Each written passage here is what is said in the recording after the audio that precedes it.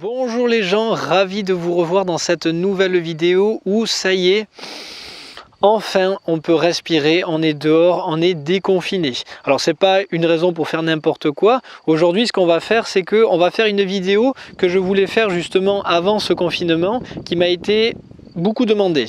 Elle va vous aider dans le sens où en fait on va parler de croisement parce que souvent vous connaissez pas trop votre position sur la chaussée et vous me demandez mais comment on fait pour savoir si on est bien placé dans sa voie ou comment on fait justement si on doit croiser alors que finalement le chemin il est un petit peu étroit, justement comme ici. Donc vous allez voir, je vais vous donner 2-3 explications et après évidemment je vais prendre ma magnifique voiture pour vous montrer un petit peu comment ça se passe. La première chose c'est qu'il ne faut pas confondre deux choses. Vous avez ce qu'on appelle les croisements impossibles. À ce moment-là, forcément, soit il y a un panneau avec des flèches qui annonce un régime de priorité, et à ce moment-là, je me réfère tout simplement au code de la route, à mes connaissances, soit tout simplement, on peut aussi appliquer de la courtoisie, et croisement impossible, c'est qu'il y en a un des deux qui va devoir s'arrêter. Alors je vous parle de sol plat, pas en côte. Il y en a un des deux qui va devoir s'arrêter, et pourquoi pas d'ailleurs reculer.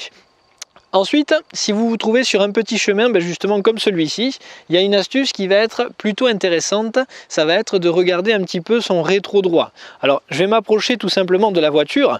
D'abord, la première des choses, c'est évidemment de casser l'allure, de freiner, rétrograder et ensuite de serrer le côté droit. Évidemment, ne serrez pas le côté droit sans changer d'allure, vous risqueriez justement de partir dans le fossé, ça n'a pas vraiment d'intérêt. Donc quand vous allez conduire, ce qui va vous aider, c'est ce rétro.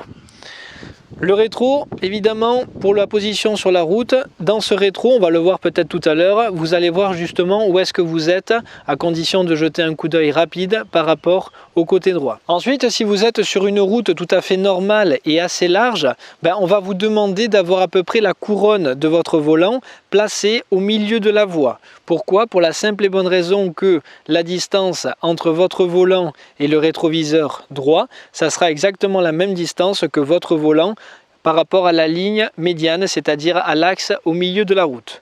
De toute façon, je vais monter dans la voiture et on va essayer de se chercher un petit peu les ennuis, de voir justement où est-ce qu'il peut y avoir du monde. J'espère d'ailleurs qu'il va y avoir du monde qui va un petit peu me couper la route, ça peut être intéressant, et surtout qui va me forcer à m'arrêter par exemple ou à devoir reculer. On essaye de voir ça ensemble. A tout de suite. Allez, on y va, du coup je m'attache, je mets le moteur en route et puis on est parti. On va commencer un petit peu avec des chemins plutôt étroits. Alors, on va vérifier quand même qu'il n'y ait personne autour de soi. On va aller tout droit. Je check à l'avance que personne n'arrive. Ok. Et on est parti. Alors. Donc là justement, vous voyez, je suis sur un petit chemin. Ce qu'il y a, c'est que si à un moment donné c'était compliqué parce que je croise, c'est ce que je vous ai expliqué, je vais me servir du rétroviseur droit là-bas pour me placer par rapport au côté droit. Alors, je vais tourner à gauche. Évidemment, je vais faire attention au petit avec sa maman. Et en fait, là, vous reconnaissez peut-être, il y a une priorité à droite. Donc, ici c'est bon, là aussi. Et on est parti. Donc vous voyez justement ce qui est intéressant ici, c'est qu'en fait il n'y a pas de marquage au sol. Ça veut dire que je suis sur une route étroite et sinueuse. Si quelqu'un arrive, surtout je freine et je serre à droite. Donc là par exemple j'ai pas de visibilité. Derrière ça va, j'ai le pied au frein. Ok, et petit à petit je récupère mon accélérateur. Donc vous voyez, je suis peut-être hors agglomération, pas pour autant que je vais rouler à 80 km/h, ça serait dangereux. D'ailleurs ici il y a une priorité à droite. Alors il n'y a personne, du coup je m'engage. Et là déjà je peux voir en fait un sens interdit. Donc évidemment je ne vais pas dedans, j'essaie de regarder loin où va la route. Et vu qu'il y a du monde, vous voyez par exemple ici, c'est une priorité à droite, je vais m'arrêter. Alors, je regarde un petit peu le côté droit, c'est-à-dire le rétroviseur, et je ne vais pas aller là-bas où la route elle est un petit peu cassée. Au contraire, je m'arrête, je laisse bien passer les gens, c'est-à-dire que je respecte le code de la route, et je m'engage si personne n'arrive. Donc le petit avantage que j'ai sur cette route, c'est que finalement le camion devant moi, quelque part c'est un éclaireur. C'est-à-dire qu'il m'ouvre la route et si à un moment donné, malgré le fait que je regarde de loin, je le vois freiner, finalement je sais qu'il y aura peut-être un danger potentiel. Donc là par rapport au côté droit, c'est pas trop mal, je ne suis pas en plein milieu de la route. Et vous voyez, le risque, si j'arrive vite, c'est malheureusement de finir en plein milieu. Là, c'est un peu sinueux. Hop, je peux klaxonner aussi, hein. Rien ne m'empêche d'annoncer ma venue. Bon, c'est un petit peu trop calme pour moi, c'est dommage. J'aimerais vraiment qu'il y ait du monde. Allez, des ennuis, des ennuis. En même temps, s'il fait beau, bah, tout le monde doit partir marcher, hein. Allez, je me lance un peu plus. J'espère que vous voyez bien la caméra. Le côté droit, c'est pas trop mal. Alors par contre, quand je regarde le rétroviseur droit, je vais pas regarder 2, 3, 4 secondes. C'est vraiment un coup d'œil très furtif pour voir où je suis. N'oubliez pas, hein, que le but premier, c'est quand même d'avoir une bonne trajectoire aussi. Alors, je vais tourner à droite, ça me paraît sinueux. Et du coup, j'ai incédé le passage. Bon, il n'y a pas vraiment du monde, hein, c'est dommage. Allez, on y va. Chaussée déformée. Ah ben tant mieux. Bon, là-bas au fond, je vois déjà un piéton. Derrière, j'ai personne, devant non plus. Vous voyez, la route, je pense qu'en termes de largeur, elle doit faire à peu près 3 mètres, c'est-à-dire en moyenne une voie d'une route normale. J'en avais déjà parlé en fait dans une vidéo. D'ailleurs, si vous voulez regarder, ben, cliquez en haut de la vidéo, ça vous permettra de tourner à droite et à gauche sans manger le trottoir. Et là, vu que j'approche d'un piéton, alors je ralentis en surveillant bien derrière. Le piéton, il est à gauche et je freine un peu en surveillant à droite. Voilà. Donc là, il n'y a pas vraiment besoin de clignotant puisque le piéton en fait est à gauche. Dans ma voie, il n'y a rien qui me gêne, donc pas de clignotant.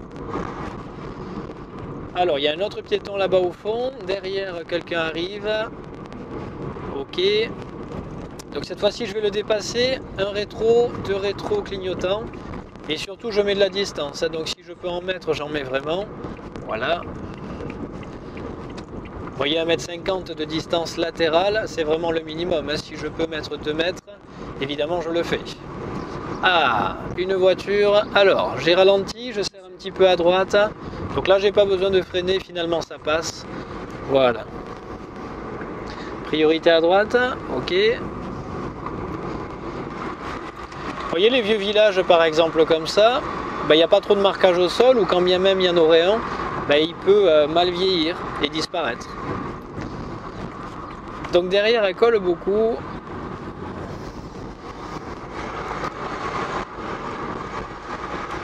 Vous voyez, pour un déconfinement, je m'attendais quand même à ce qu'il y ait un peu plus de monde. Voiture mal garée, les 2 rétroviseurs, je m'écarte et je mets pareil de la distance.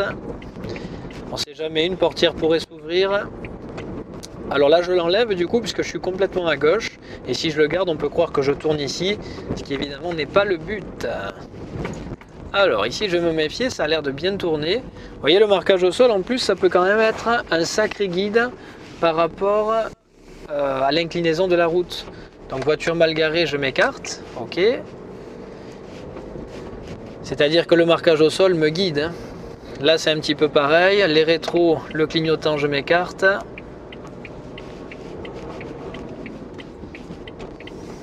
Des piétons, un sur la route, un sur le trottoir. Allez, je vais ralentir pour les protéger. Les 2 rétros, le clignotant, ok, finalement un monde sur le trottoir, c'est bon.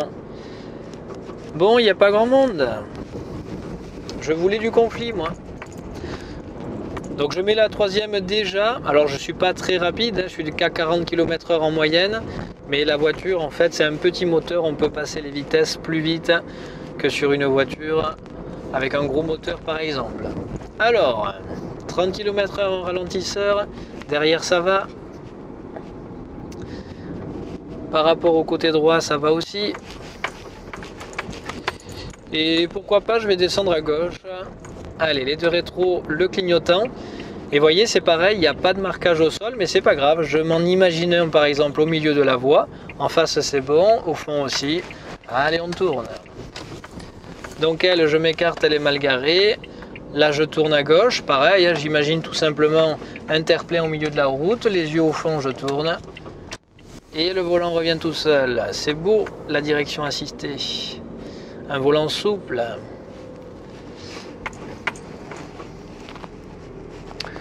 Bon, je vais aller du coup jusqu'au bout de la rue. Donc là j'ai plein d'informations, la plus importante c'est qu'il n'y a pas de marquage, pas de panneau et que la route est goudronnée. Si vous n'avez pas vu ma vidéo, cliquez en haut de la vidéo sur les priorités à droite, vous allez voir elle est intéressante, normalement avec celle-ci vous ne devriez plus les louper. Donc je m'arrête ici et c'est limité à 70. Alors on voit pas grand chose, ok je me réarrête. Donc le stop il est utile parce qu'on voyait rien, ok. Et là j'ai une route un petit peu plus large, c'est-à-dire une route normale. Donc je relance fort en surveillant derrière, j'essaie de remonter rapidement au 70 et là vous voyez ma position elle est plutôt pas trop mal parce qu'en fait mon volant ici il est à peu près au milieu de la voie. Donc comment être dans une bonne trajectoire, une bonne position? D'abord j'essaye d'avoir le volant au milieu de la voie. Ce que je vous ai expliqué tout simplement c'est que l'espace ici je vais le retrouver à peu près là, à peu près hein, et que si j'avais un doute je regarde de temps en temps ce rétroviseur là-bas. Voilà, c'est ça qui me permet surtout d'avoir une bonne trajectoire et il ne faut pas oublier non plus de regarder vraiment très très loin, c'est-à-dire à peu près au milieu du pare-brise ici. Donc là c'est 70, j'y suis, ma position sur la route, normalement ça va. Voilà, alors regardez, tout simplement je vais faire en sorte d'être trop à droite. Vous voyez par exemple ça vous arrive peut-être en leçon et c'est normal au début. Là je suis trop à droite, j'ai carrément ma roue en fait complètement sur les pointillés. Je ne sais pas si on peut le voir un peu au rétro, peut-être pas, mais là je suis beaucoup trop à droite de ma voie. Si à l'inverse je corrige, je vais me mettre légèrement ici. Là ça semble pas trop mal. Et si jamais je suis trop à gauche, alors je fais ça en sécurité évidemment. Alors pas tout de suite parce qu'il y a une voiture, ça sert à rien de prendre des risques inutiles, mais si je veux me mettre trop à gauche sans faire exprès, c'est qu'en fait je me trouve là. Là je suis complètement à gauche, la ligne blanche, mes pneus dessus, ça va pas le faire, hein. Là c'est pas bon du tout. Voilà, donc je vais tourner à droite, les deux rétros, le clignotant, et on n'oublie pas non plus le placement, c'est-à-dire contre la bande d'arrêt d'urgence ici. Voilà, je vais envoyer mes yeux le plus loin possible là où j'ai envie de tourner. Et on y va. Voilà, là c'est pareil, je suis dans une zone commerciale, le volant à peu près au milieu. Il n'empêche que je peux quand même regarder loin à l'avance, ça pose pas de problème. Allez, à droite.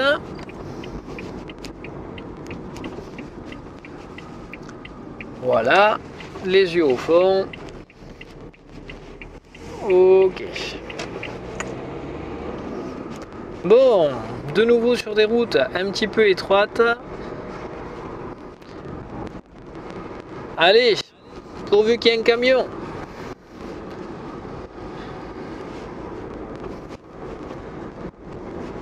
Alors je vois des voitures au fond, mais je crois qu'elles sont dans mon sens de circulation. On va voir ça. Donc là la route elle est vraiment en très mauvais état d'ailleurs.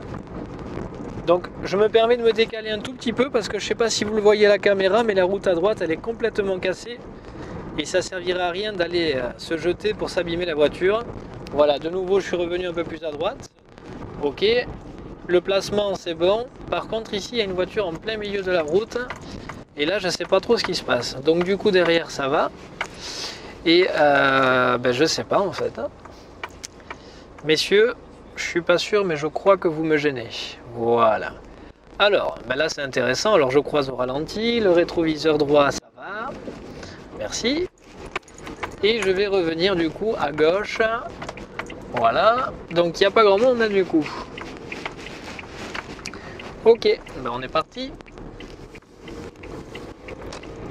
Allez, je relance un petit peu ma voiture. Donc en fait la voiture qui était arrêtée en travers de la route, je voyais le reflet quand même à l'avance. Je voyais vraiment que du coup quelque chose brillait. Un petit peu de klaxon, coup d'œil derrière, il n'y a personne. Ok. Donc devant moi un véhicule, mais il tourne. Voilà. Coup d'œil dans le rétro droit pour savoir où est-ce que je suis.